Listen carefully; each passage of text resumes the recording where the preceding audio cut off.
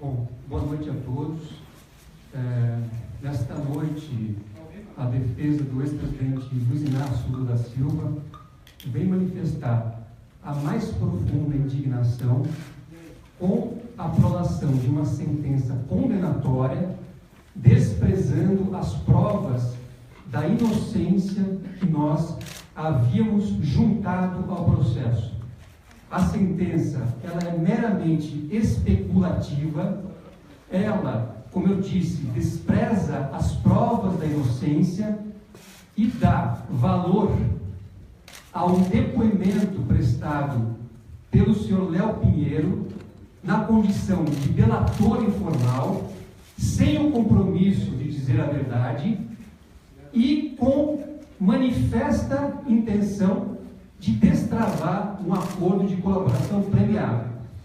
Eu ressalto que a tese, as provas da defesa foram simplesmente ignoradas. A sentença de 962 parágrafos dedicou 5 parágrafos para a prova que a defesa fez sobre a inocência. Então, aquilo que nós mostramos, que aquele apartamento triplex jamais poderia ter sido dado ao ex-presidente Lula em 2009, porque ele estava comprometido como garantia a um contrato feito com a Caixa Econômica Federal e outras entidades, dando não só a hipoteca deste imóvel, mas dando 100% dos direitos econômicos e financeiros do imóvel a um fundo ligado à Caixa. Esta prova foi simplesmente tratada de forma superficial e claramente sem nenhum interesse pelo juízo, como eu disse, em 5 dos 962 parágrafos da sentença. Ao passo que a sentença dedicou pelo menos 29 parágrafos apenas para transcrever o depoimento do senhor Léo Pinheiro. Então, uma sentença proferida nessas circunstâncias, em circunstâncias em que a defesa, desde o início do processo, demonstrou que o juiz não tinha a necessária imparcialidade, que a defesa mostrou que o processo era uma mera formalidade para uma condenação que já havia sido antecipada em diversos pronunciamentos deste juiz, deste magistrado de Curitiba, que usou do processo para fins de perseguição política, num instrumento que nós sempre chamamos a atenção de todos vocês, que é o uso do lawfare. Hoje essa sentença materializa o lawfare, essa sentença materializa a perseguição política por parte deste magistrado contra o ex-presidente Lula, que submeteu o ex-presidente Lula a inúmeras arbitrariedades e ilegalidades. Há muito tempo vem submetendo o ex-presidente Lula a inúmeras ilegalidades e arbitrariedades. Depois de 3 anos de investigações, com uma devassa na vida do ex-presidente, dos seus familiares, colaboradores, a única coisa que a sentença identificou para dar sustentação a uma condenação pré-anunciada foi o depoimento do senhor Léo Pinheiro, nada mais. E a prova da inocência, como eu disse, foi solenemente desprezada, foi analisada de uma forma superficial e sem a atenção que se esperaria de um magistrado, caso fosse ele imparcial. Então, essas são as primeiras considerações que eu faço a respeito dessa sentença. A sentença também faz referência ocupa maior espaço ao fazer referência a reportagens jornalísticas do que as provas da inocência que nós, a defesa, apresentamos. Uma sentença proferida nesse cenário, que despreza provas da inocência, e proferida por um juiz que claramente perdeu a sua imparcialidade há muito tempo, mostra um processo ilegítimo, mostra, mais uma vez, que este processo foi usado para fins políticos. Essas são as primeiras declarações que eu faço, e eu abro a pergunta para que possa esclarecer as dúvidas dos senhores, ressaltando que nós tomamos conhecimento dessa sentença hoje, às 15 horas e 40 minutos, durante uma audiência na 13ª Vara Federal Criminal de Curitiba, e tivemos a oportunidade de fazer uma leitura no tempo de transporte entre Curitiba até chegar aqui em São Paulo. Então, ainda há necessidade da defesa fazer uma análise mais detalhada da sentença, mas aquilo que foi possível observar é o retrato do registro que eu fiz aos senhores há pouco. Uma sentença que condena um homem sem prova da culpa, ao contrário, que despreza a prova da inocência. Então, posto isso, eu abro as perguntas e fico à disposição para os esclarecimentos. Não, só um minuto, por favor.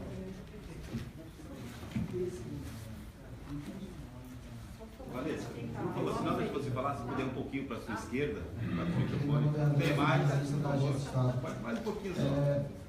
Vocês comentaram que o julgamento em primeira instância pelo juiz Sérgio Moro foi um julgamento motivado politicamente, foi uma perseguição política ao presidente Lula. Vocês acreditam que o julgamento em segunda instância, com os desembargadores de Porto Alegre, também terá motivações políticas? E uma segunda pergunta, vocês acham que o ex-presidente Lula poderá ter o mesmo resultado que teve o ex-tesoureiro João Macari Neto, que foi inocentado por provas insuficientes? Olha, eu gostaria de iniciar a resposta dizendo que, da leitura da sentença, o que se observa é que o juiz aplicou, sem fazer referência expressa, a teoria explacionista do procurador Deltan Dallagnol, porque ele buscou a melhor hipótese, na sua visão, para justificar a condenação. Ou seja, na falta de provas, como foi reconhecido pelo próprio Ministério Público Federal nas suas alegações finais, o juiz, sem fazer referência expressa, aplicou aquilo que o procurador Deltan Dallagnol chama na sua obra, e também fez referência na peça de alegações finais, a teoria explacionista, que simplesmente significa condenação sem prova, condenação com base em argumentos, em explicação. O que é inaceitável, o que é incompatível com a Constituição Federal, com os tratados que o Brasil se obrigou a cumprir e com a legislação. E nós temos feito ao longo do processo o registro das inúmeras violações às quais o ex-presidente Lula foi submetido e também registramos que o sistema recursal, lamentavelmente, até o momento, não foi apto para inibir essas violações. Tanto é que permitiu que um juiz parcial estivesse à frente deste julgamento, a despeito de todas as provas que a defesa apresentou.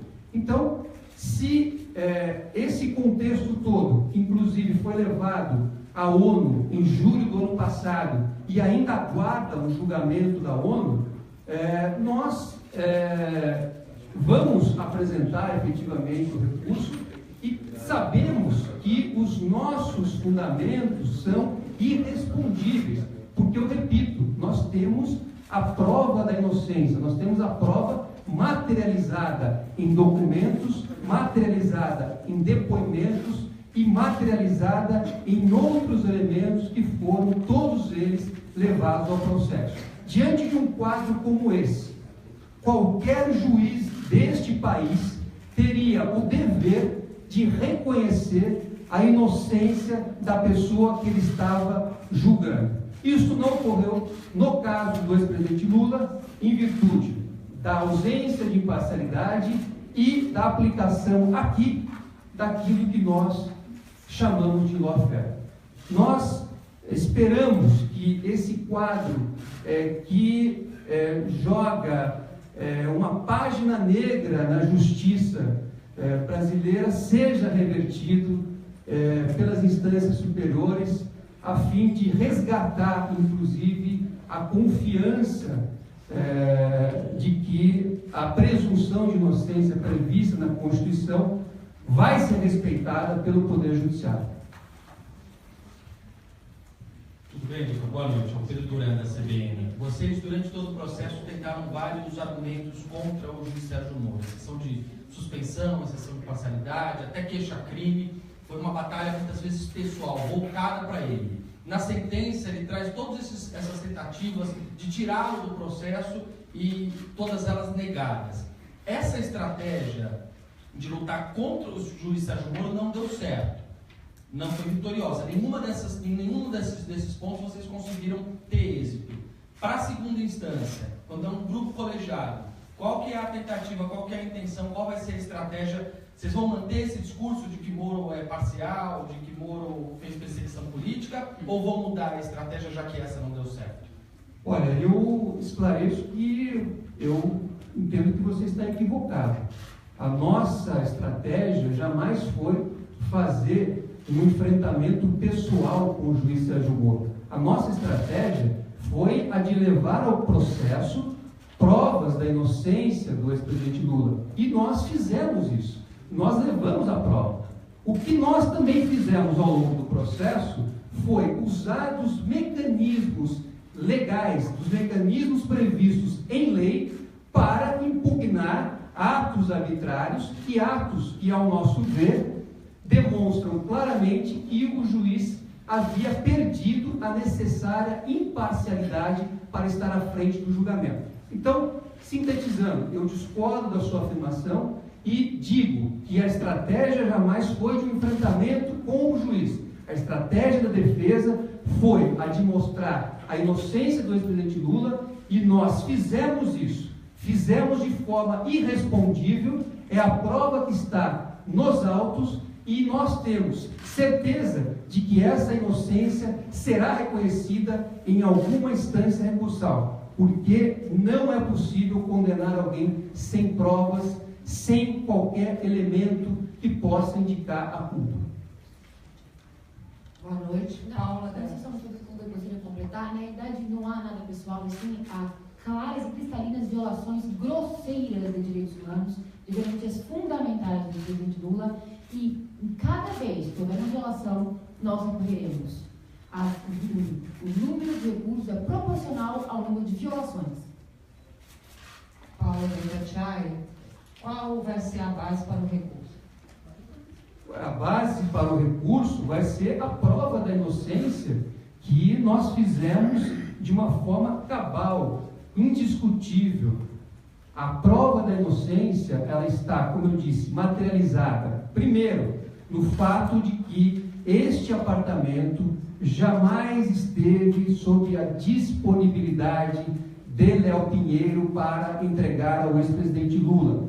Se Léo Pinheiro quisesse sustentar essa tese para agradar a Procuradoria e para agradar ao próprio juiz, ele teria que ter mostrado um recibo de depósito em uma conta específica da Caixa Econômica Federal, que está expressamente indicada no contrato firmado entre a OAS, a Caixa Econômica Federal, dentre outras entidades. Eu faço um registro importante aqui, porque a imprensa, no dia que nós apresentamos as nossas alegações finais, divulgou uma nota da Caixa Econômica Federal querendo desacreditar os nossos fundamentos. Só que aquela nota da Caixa, eu peço a todos vocês que revisitem a nota da Caixa diz, primeiro, ela confirma a operação feita com a OAS.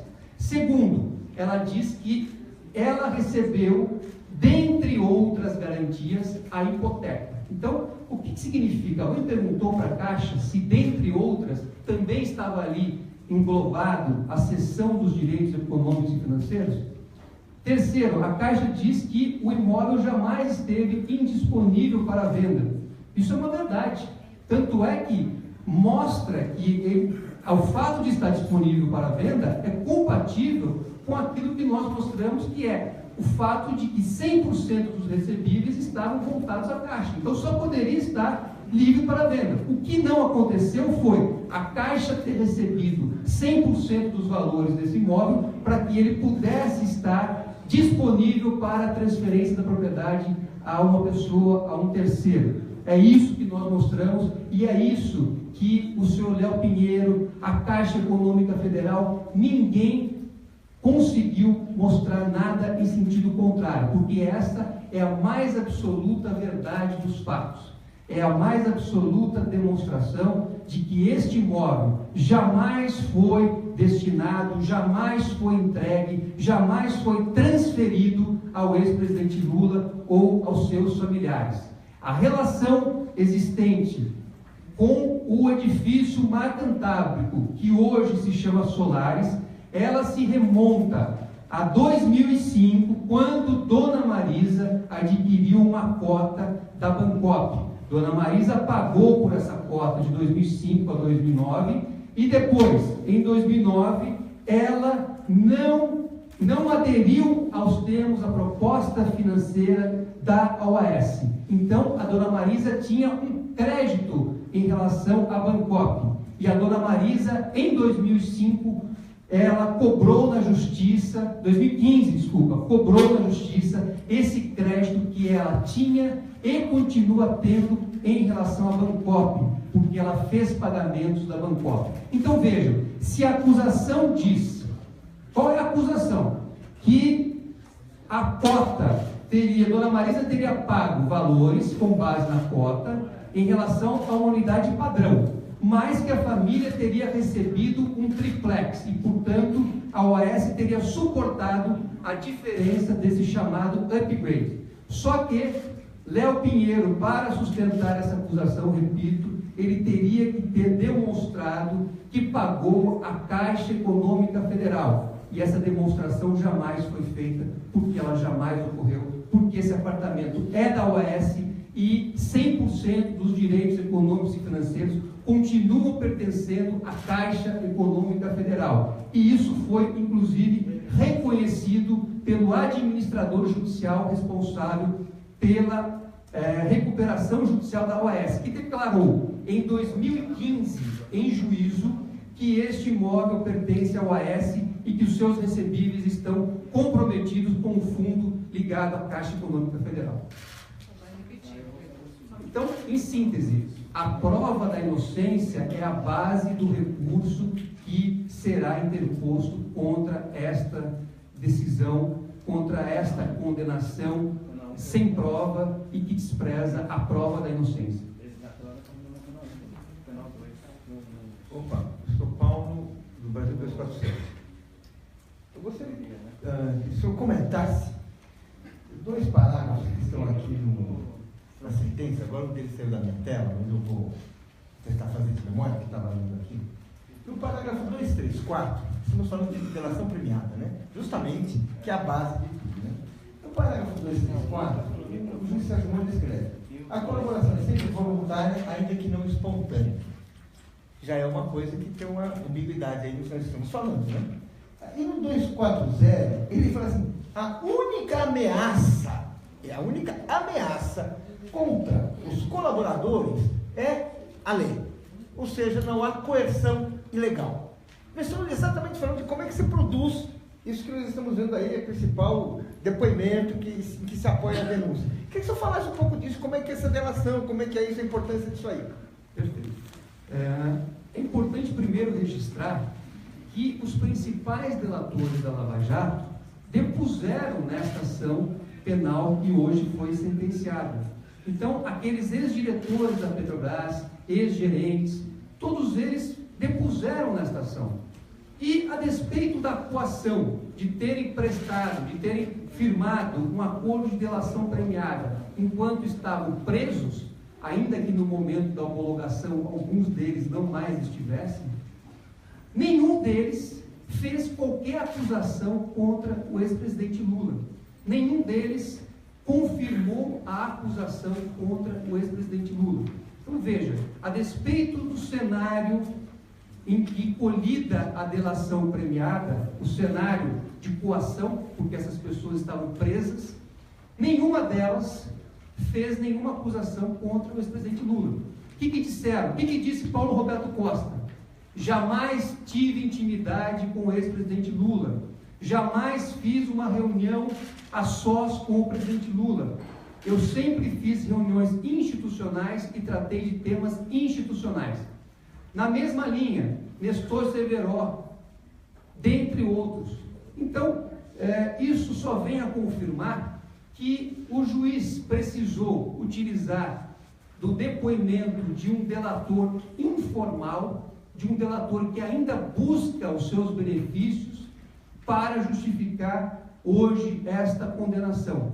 Leia-se e releia-se a sentença. Não há um único elemento aqui a justificar esta condenação. O que existe é a referência ao depoimento de Léo Pinheiro e a aplicação da teoria explacionista, que jamais poderia ter ocorrido.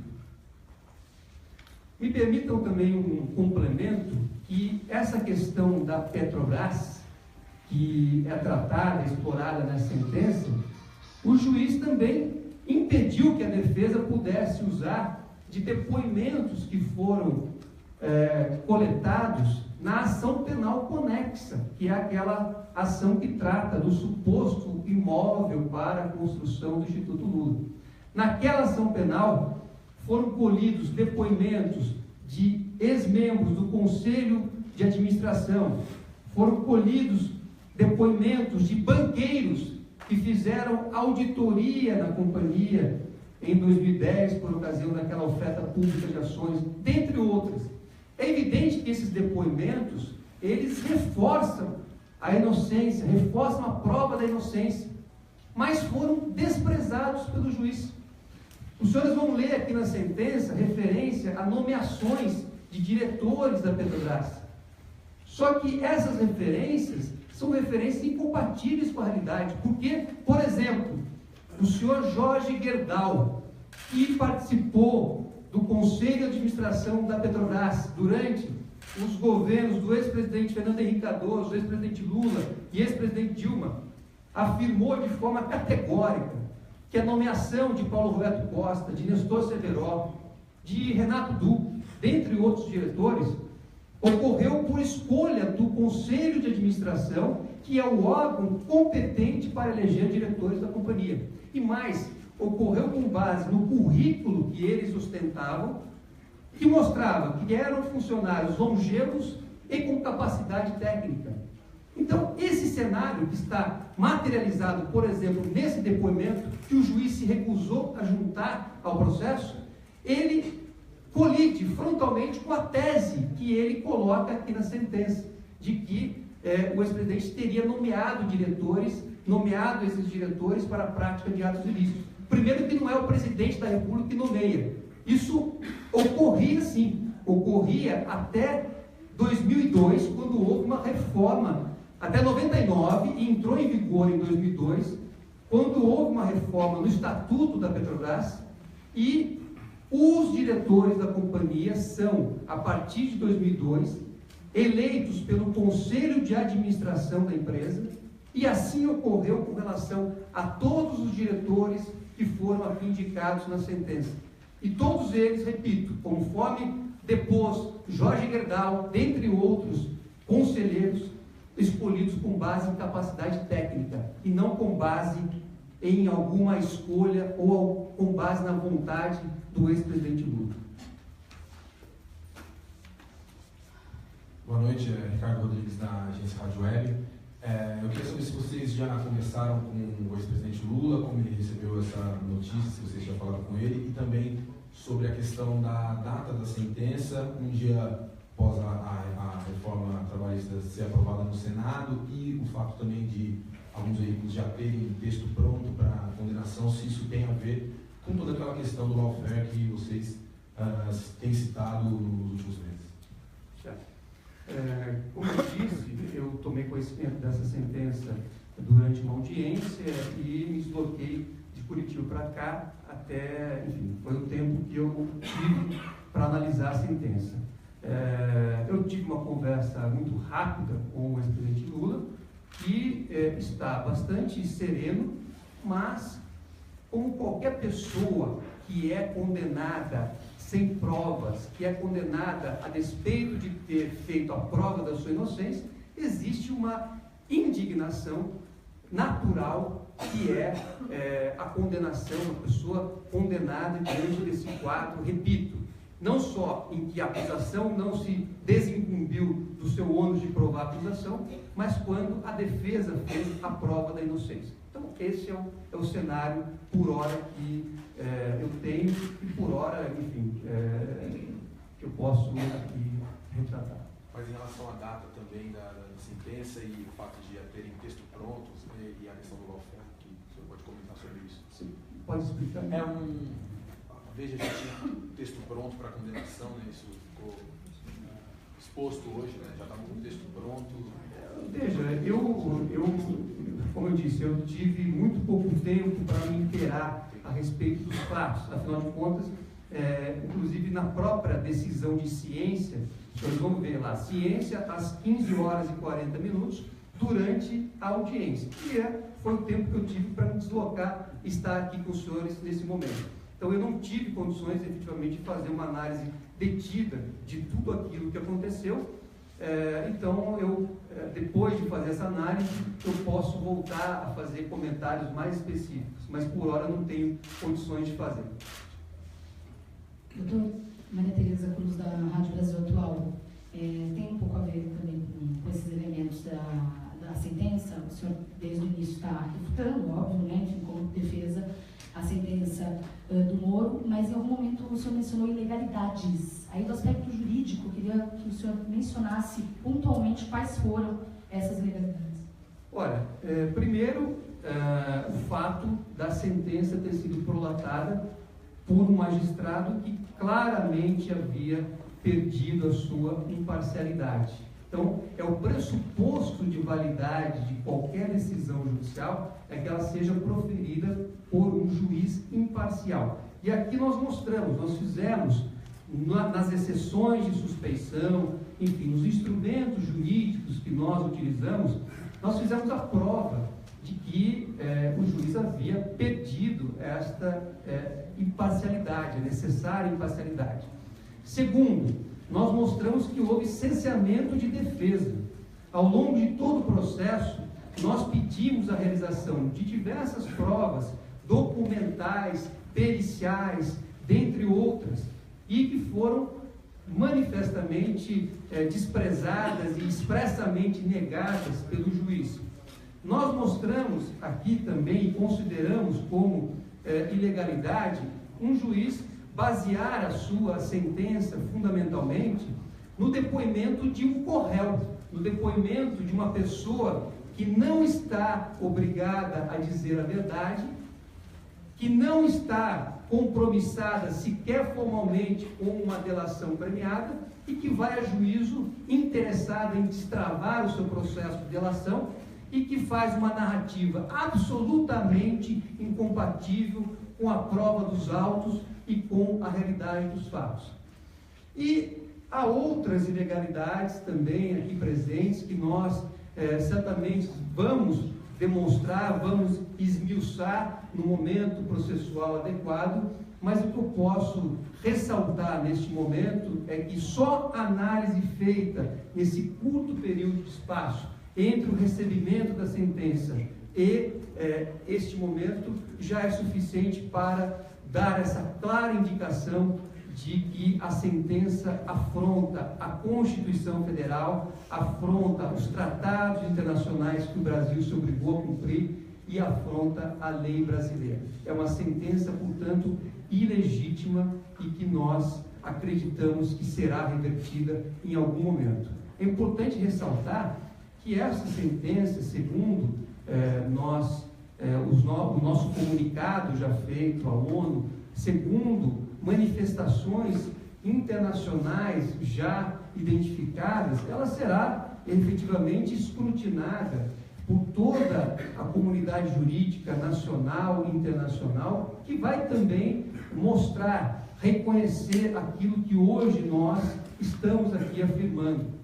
É importante lembrar que ao longo desse processo nós tivemos contato com alguns dos maiores juristas do mundo e todos eles reconheceram que a forma como estava se desenvolvendo o processo era uma forma ilegítima, era uma forma que não é compatível com as regras internacionais de direito. Eu cito como exemplo o professor Luigi Ferraioli, que fez uma declaração pública no Parlamento de Roma, reconhecendo que este processo era um processo ilegítimo, era um processo que constrangia a comunidade jurídica internacional.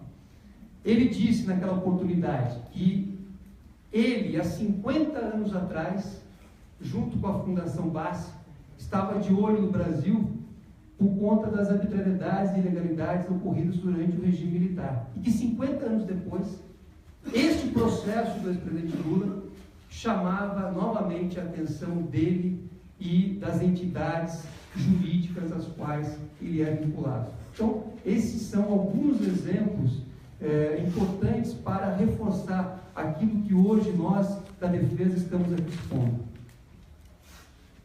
Boa noite, doutor. José, da Folha de São Paulo.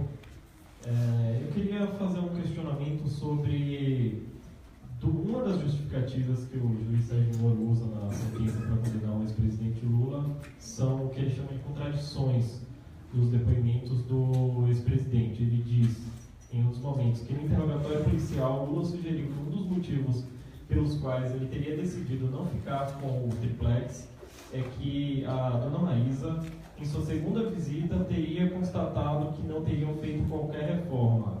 Aí, abre aspas, Moro dizendo, fica difícil conciliar essas declarações com a prestada em juízo de que José Delmário Pinheiro Filho sequer teria informado que faria uma reforma no imóvel.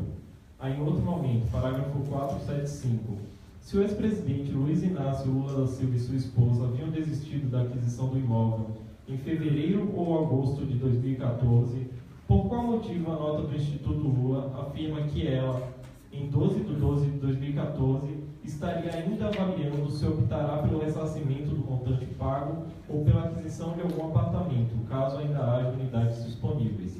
Queria que o senhor comentasse, por favor. Certo, eu começo comentando pelo fim. Veja que a conclusão do juiz não é uma afirmação, é uma pergunta. Então, ou seja, ele parte de hipóteses e de meras especulações para justificar a condenação. Então, esse trecho que o senhor leu é um trecho absolutamente pertinente para mostrar isso que nós estamos aqui afirmando. Quer dizer, ele transfere o ônus probatório ao acusado, porque diz que o depoimento não seria totalmente compatível. E dois, ele pergunta por qual motivo não teria ocorrido o evento citado. Então, efetivamente é um cenário de especulação, é um cenário que não se sustenta em nenhuma prova, repito, que tenha sido colhida ao longo do processo e que colide frontalmente com a prova da inocência que nós apresentamos. Eu gostaria de reiterar que das provas que nós apresentamos, provas categóricas, documentais, irrespondíveis, o juiz dedicou 5 de 962 parágrafos para analisar. Esta situação é suficiente para confirmar tudo aquilo que eu estou afirmando.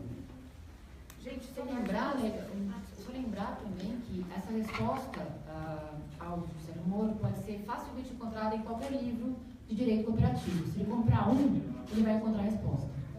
Gente, tem mais 2 pessoas inscritas. Quantos mais querem? Porque a gente já está se estendendo um pouco. Mas, quem mais? Então, são 2 aí, 2, 4. Tá bom? E aí, certo.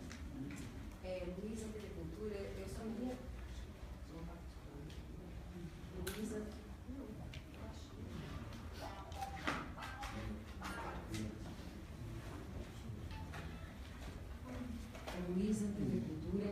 O senhor recebeu a notícia, então, deixa eu entender, o senhor estava reunido com o juiz Sérgio Moro ou o senhor só estava em Curitiba, lá no Tribunal Criminal? Isso eu queria entender.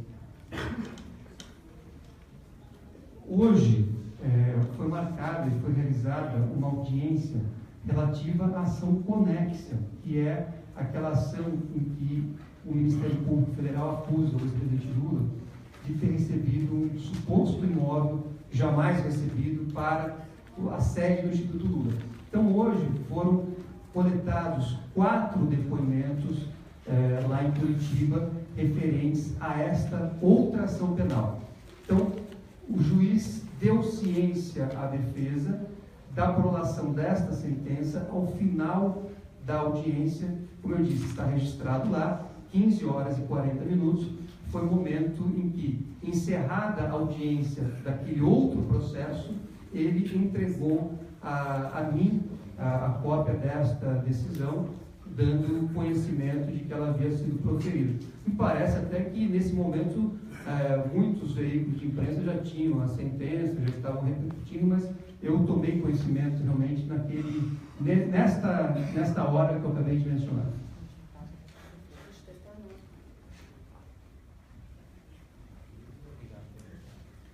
Eduardo, jornalista da TV Brasil. O ex-presidente Lula é réu em pelo menos outros 4 processos, um deles em Curitiba.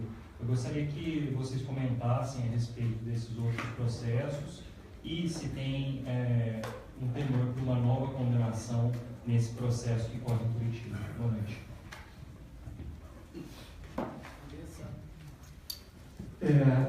Não, a situação de todos os processos e investigações é exatamente a mesma deste caso do triplex. As acusações que foram feitas são acusações também especulativas, baseadas em meras hipóteses, em meras suposições dos acusadores. E veja, em relação a essa ação que eu estava hoje, por exemplo, do imóvel do Instituto Lula, até os acusadores reconhecem que este imóvel jamais foi entregue, tanto é que o Instituto Lula hoje funciona e sempre funcionou no mesmo endereço que é na rua Pouso Alegre e não na rua Aberbeck Brandão. Então, não há nenhum receio, a mesma situação de absoluta falta de prova que se verificou nesta ação do triplex é o que se verifica nos demais casos.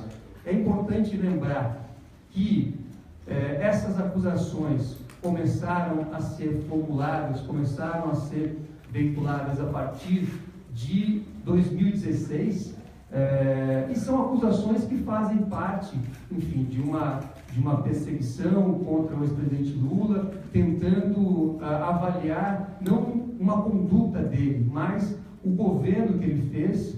A própria sentença hoje proferida pelo juiz Sérgio Moro pretendeu fazer análise de conduta do ex-presidente Lula enquanto governante, situação que é absolutamente estranha à função dele como juiz. Não cabia ao juiz Sérgio Moro fazer qualquer análise em relação ao ex-presidente Lula e a subordinados dele à época do governo, porque essa é uma análise política, essa é uma análise que é estranha ao objeto da ação e só reforça o julgamento de natureza política que foi realizada aqui por meio dessa sentença. Leiam os senhores vão identificar parágrafos, como eu disse, de análises políticas, de análises morais, que não estão ao alcance nem do juiz Sérgio Moro, nem de qualquer outro magistrado.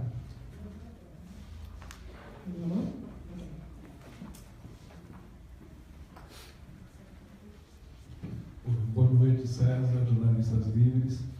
A sentença faz, queria um comentário, por favor. A sentença faz referência a escutas telefônicas em que se menciona o chefe, a madame. Eu queria um comentário, por favor, a respeito disso. Olha, as escutas telefônicas, fazem parte de um capítulo de violações e arbitrariedades cometidas contra o ex-presidente Lula e seus familiares e até nós, os seus advogados. É preciso lembrar que a decisão ou as decisões do juiz Sérgio Moro que autorizaram essas escutas são decisões que não encontram respaldo na lei, são decisões que foram proferidas num cenário em que até a defesa foi bisbilhotada, teve o seu principal ramal, o principal ramal do nosso escritório foi também grampeado, e aqui ele busca, inclusive na sentença, trazer novas justificativas, porque esses fatos chocaram a comunidade jurídica nacional e internacional. Não foi por outro motivo que o juiz Sérgio Moro, nessa sentença, também volta a esses temas, porque são temas que configuram claras arbitrariedades. Isto não seria aceito em nenhum país. O fato de ele ter grampeado advogados e divulgado conversa entre cliente e advogado é algo absolutamente reprovável, incompatível com a Constituição, com as regras internacionais e que, repito, jamais seria aceita em nenhum país. É preciso lembrar que o único precedente que se tem a respeito de um tema como esse foi de um juiz espanhol que grampeou uma conversa entre o advogado e o seu cliente no estabelecimento penitenciário e foi afastado de suas funções por 11 anos. Então, este caso realmente mostrou um capítulo à parte das arbitrariedades praticadas. E no tocante ao conteúdo das interceptações, nenhuma conversa mantida entre o ex-presidente Lula e interlocutores, ou entre terceiros e seus interlocutores, confirma o básico aqui. Qual é a acusação aqui?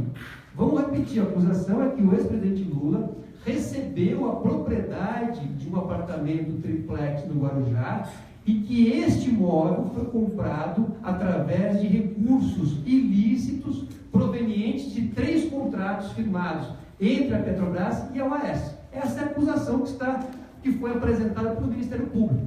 Primeiro, onde está a prova de que algum recurso proveniente de 3 contratos firmados entre a Petrobras e a UAS foram usados pela UAS para a aquisição desse triplex? Onde está a prova? Aqui não está, na sentença não está. Segundo, onde está a prova de que o ex-presidente Lula recebeu este apartamento triplex em 2009? Aqui não está. Aliás, a sentença não fala nem como, nem de que forma ele teria recebido. Porque não existe. A sentença ela não muda a realidade dos fatos. A realidade dos fatos é incompatível com esse material de 962 parágrafos que parte de hipóteses, parte de suposições e de um depoimento absolutamente comprometido. Então, repetindo, nenhuma conversa interceptada serviu para comprovar, para dar veracidade à acusação, porque os elementos que eu apresentei que sustentam a acusação não se sustentam com base em nenhuma referência, em nenhuma conversa interceptada.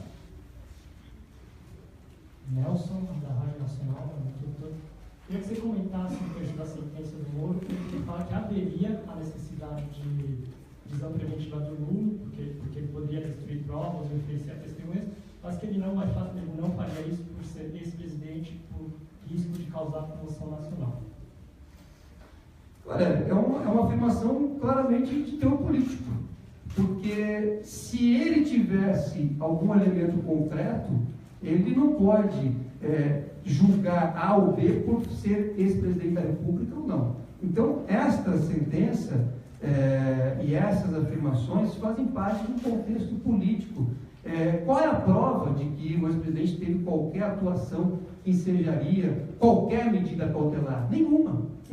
Mais uma vez, ele se refere ao depoimento de Léo Pinheiro.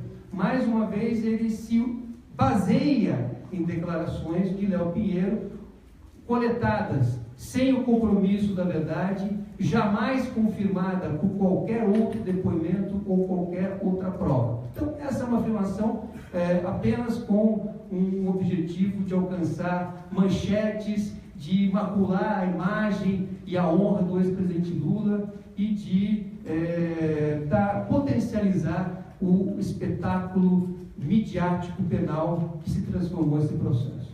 Última pergunta. Sou Hermínio Porto, dos Jornalistas Livres.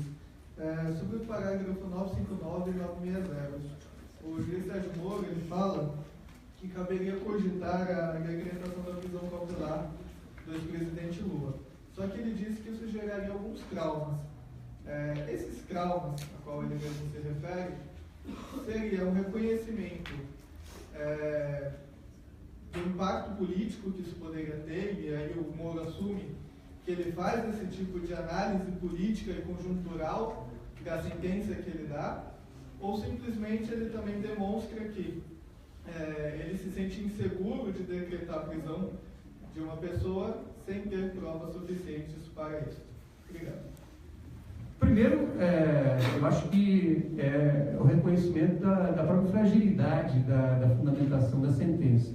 E segundo, porque efetivamente o juiz Moro privou o ex-presidente Lula da sua liberdade no dia 4 de março de 2016 por um meio absolutamente ilegítimo, que foi aquela condução coercitiva decretada sem que o ex-presidente tivesse se negado a prestar qualquer depoimento e sem, portanto, o requisito previsto em lei. Então, aquela privação da liberdade por cerca de 6 horas,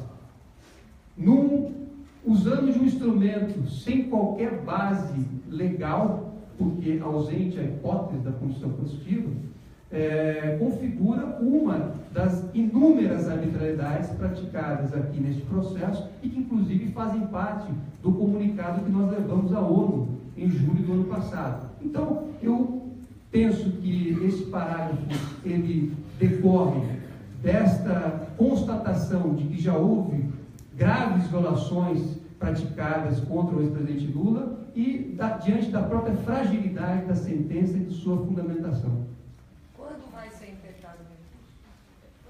Comentando, na verdade, essa pergunta, acho que aqui, mais uma vez, fica demonstrada a falta de imparcialidade e de independência desse juízo, quando não consegue simplesmente julgar e aplicar a lei e se baseia em fatores externos. Mais uma vez, tudo que foi dito, tudo que foi comunicado ao ONU em julho de 2016 fica comprovado cabalmente através dessa peça de ficção que é a sentença. Você pode falar quando deve ser? Nós vamos, na verdade, agora analisar a sentença, identificar qual é o meio de consignação adequado. Então, repetindo, nós vamos, a partir de agora, fazer uma análise criteriosa da sentença, identificar qual ou quais os meios de impugnação cabíveis e, tão logo tenhamos essa decisão, tenhamos essa definição, aí isso será, mais uma vez, levado a público, mas certamente a sentença será impugnada e de todas as formas juridicamente cabíveis e compatíveis com o absurdo que ela revela. Boa noite a todos e obrigado pela presença.